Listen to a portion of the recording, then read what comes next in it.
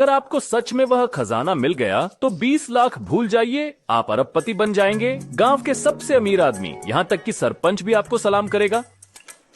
यहाँ तक कि मैं भी सहमत हूँ कालू, मैं 20 लाख रुपए कहाँ से लाऊंगा?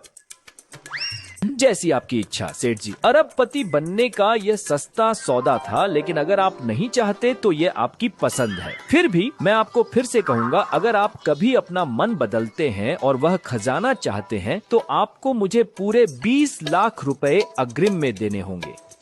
मुझे किसी तरह वह पैसा जुटाना होगा, तभी वह खजाना मेरा होगा। कौन जानता है, कालू किसी और के साथ सौदा कर सकता है। मैं यह मौका खोने का जोखिम नहीं उठा सकता।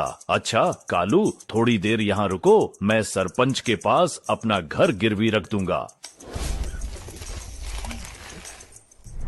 वो मेरे सभी रिश्तेदारों ने मदद करने से मना कर दिया है, यहाँ तक कि सेठ जी ने भी मना कर दिया।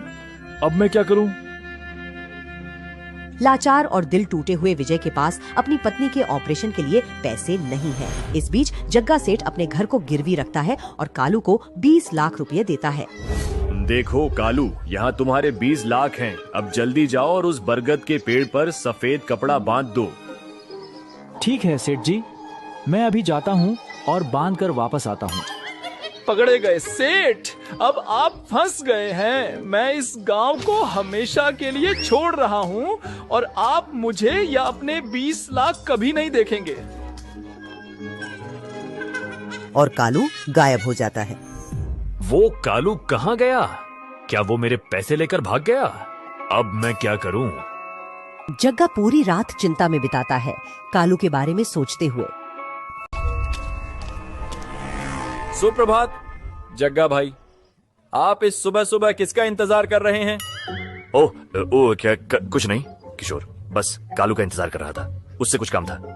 कालू? मैं उससे कल शाम मिला था। उसने कहा कि वह हमेशा के लिए अपने पैतृक गांव जा रहा है। वह बहुत खुश भी लग रहा था, कहा कि वह कभी वापस नहीं आएगा। कुछ चल रहा है जग्गा भाई, लेकिन वह आप गंभीर क्यों हैं? क्या हुआ?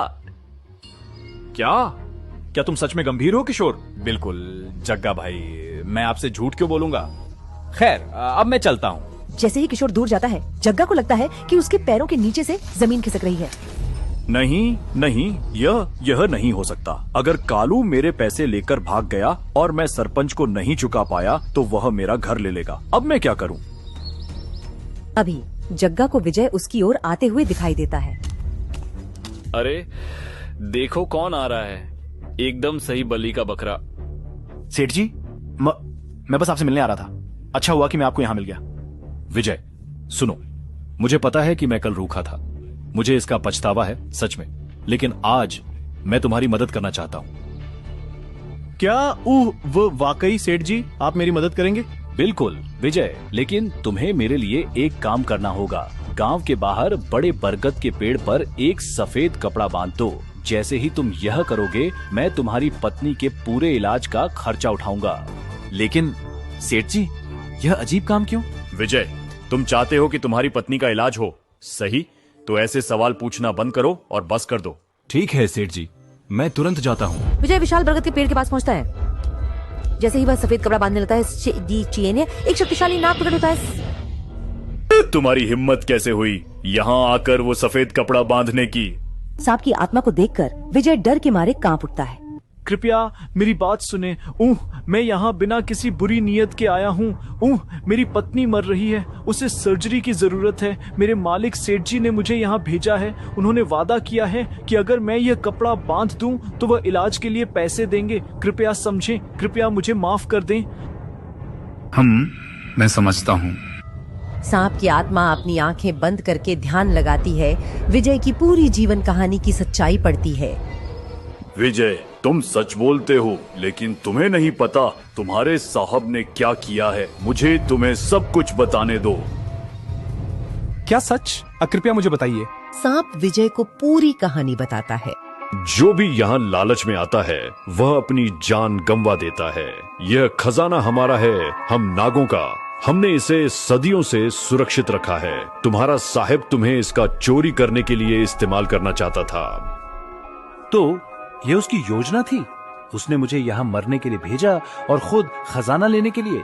लेकिन चिंता मत करो विजय, यह खजाना ले लो, अपनी पत्नी को बचाओ और इसे अच्छे काम में लगाओ। क्या मैं सच में यह खजाना अपने साथ ले जा सकता हूँ? हाँ विजय, जल्दी से खजाना निकालो, कुछ गहने बेचो, अपनी पत्नी के इलाज के लिए भुगतान करो और दूर चले जाओ। एक नया घर खरीदो और उसके साथ खुशहाल जीवन जियो।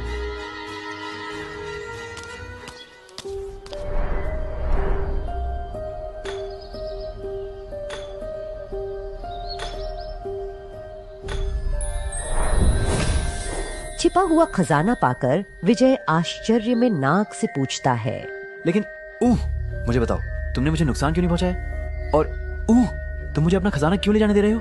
मुझे सब कुछ पता है विजय, समय आने पर तुम इस सब का कारण समझ जाओगे।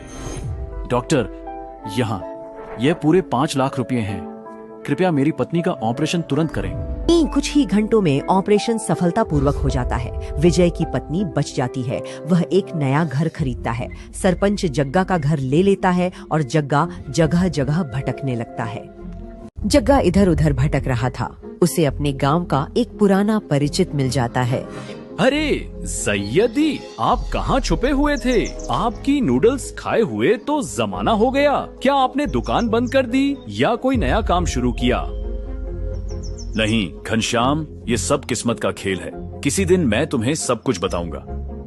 ठीक है सैयदी, लेकिन आप जानते हैं मैं हाल ही में अपने भाई की शादी में पास के गांव गया था।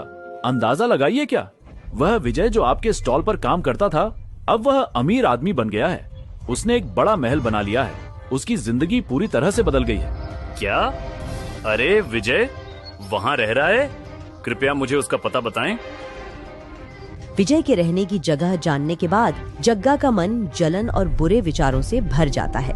वह विजय और उसकी पत्नी को मारने के बारे में सोचता है। तो वही है जिसने वह खजाना लिया जो मैंने उसे खोजने के लिए भेजा था। उसने मुझे धोखा दिया, लेकिन ज्यादा देर तक नहीं। मैं आज रात उसे और उसकी पत्नी को मार डालूंगा और खजाना फिर से मेरा होगा। और जग्गा खिड़की के रास्ते विजय के घर में तलवार लेकर घुसता है। आज रात मैं तुम दोनों को खत्म कर दूंगा। ओह, वो शोर क्या है? चिंता मत करो सुशीला, मैं जाकर देखता हूँ। जब विजय अपने कमरे से बाहर आता है तो वह ठिठक जाता है। जग्गा सेठ उसके सामने खड़ा है, हाथ में तलवार लिए। जग्गा सेठ, आप यहाँ हैं? आज सेठ नहीं, मैं स्वयं मृत्यु हूँ। मैं तुम्हें मार डालूंगा और वह खजाना वापस ले लूंगा। ओह, तो तुम्हारी लालच ने तुम्हें इतना अंधा कर दिया है कि तुम इसके लिए मारने को तैयार हो? जग्गा वार करने के लिए अपनी तलवार उठाता है। नाग रक्षक अचानक प्रकट होता है।